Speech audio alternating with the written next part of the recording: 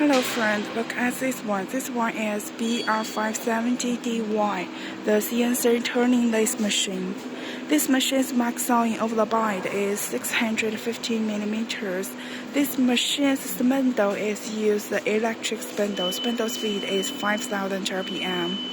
Look at here. This machine is equipped with the 8-inch hydraulic truck. And look at the turret. This machine turret have Y-axis, the power turret. Also, there is a hydraulic T-stock.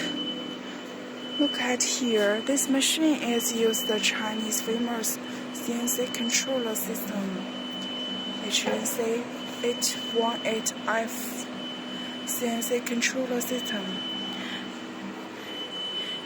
Also, there have a automatic chip conveyor. This machine we are made for the CRMT exhibition, and now this one machine is in stock.